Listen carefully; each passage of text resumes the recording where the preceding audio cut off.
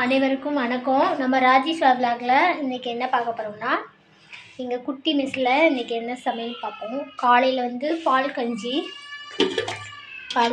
எல்லாருக்கும் கொடுத்தது போக இவ்வளோ இருக்குது. துவையல் வச்சு தான் தேங்காய் துவையல் அரைச்சேன், காலியாக போயிடுச்சு.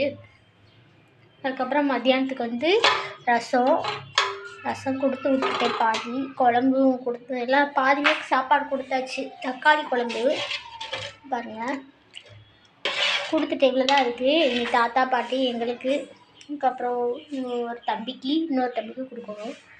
இன்னொரு தடவை சாதமும் வைக்கணும். இந்த சாதத்தை வடிச்சிட்டு அடுத்த ஒரு தடவை சாதம் வைக்கணும்.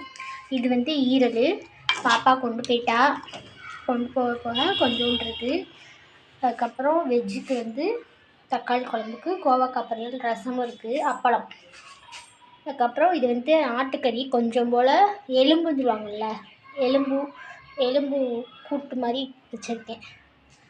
சூப் வச்சு எடுத்துகிட்டு கூட்டு மாதிரி கொஞ்சம் போல் வச்சுருக்கோம். இதுவும் பாப்பா கொண்டு போனால், ரசமும் இந்த கூட்டும் ஈரல் கூட்டும் கொண்டு போனால். அதுக்கப்புறம் சிக்கன் கிரேவி தான் தக்காளி குழம்புக்கு. முட்டையை அவிச்சேன், கொடுத்து விட்டாச்சு. எல்லாம் ஒரு முட்டை தான் இருக்குது. ஒரு தம்பிக்கு மட்டும் தான் கொடுக்க முடியும். ஒரு தம்பிக்கு வந்து சிக்கனே கொடுத்துட வேண்டியதான். தக்காளி குழம்புக்கு இந்த சிக்கன் கிரேவி இதை காலி ஆக்கிடணும். அப்படியே கொடுத்துட்டு எல்லாமே இருந்துகிட்டே இருக்கும்ல.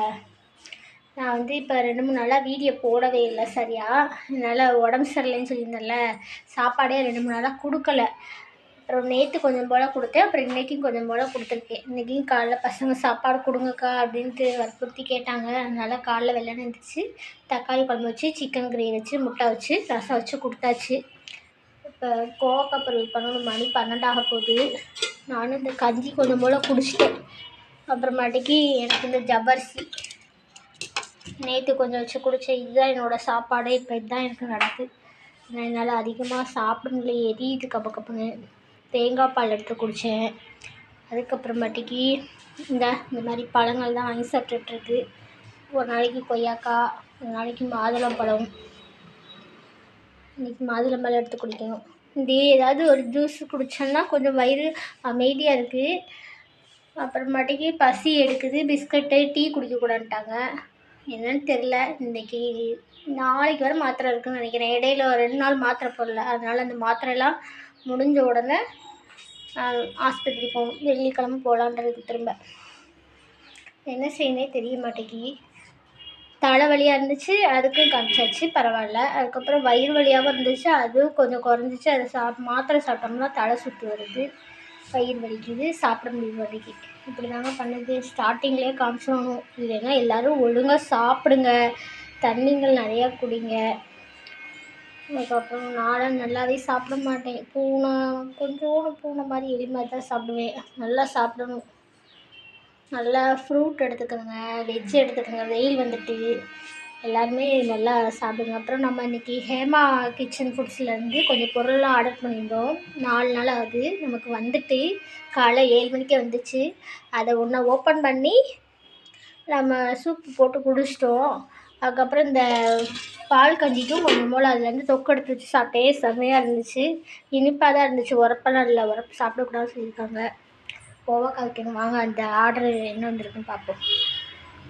இது பாருங்கள், நம்ம ஹேமா கிச்சன் ஃபுட்ஸ்லேருந்து ஒரு கொரியர். காலையில் நேற்றே ஃபோன் பண்ணிட்டாங்க. காலையில் 7 மணிக்கு வரணுமா, ஃபோன் எடுத்துரு அப்படின்னாங்க.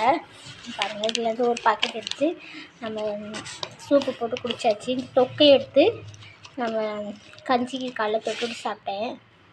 10:30 தான் சாப்பிட்டேன்.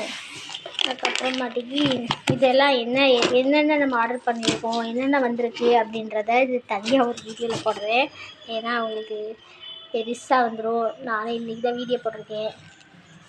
இப்போ என் வீடியோ வந்து போட்டு விட்ருவேன், அப்லோட் பண்ணி பாருங்கள். எல்லோரும் என்னோடய சேனலுக்கு சப்போர்ட் பண்ணுங்கள், சப்ஸ்கிரைப் பண்ணுங்கள், ஷேர் பண்ணுங்கள். என்னோடய வீடியோ வந்து நிறைய பேர் விரும்பி பார்க்கிங்க, அதுவே ரொம்ப சந்தோஷமாக இருக்குது.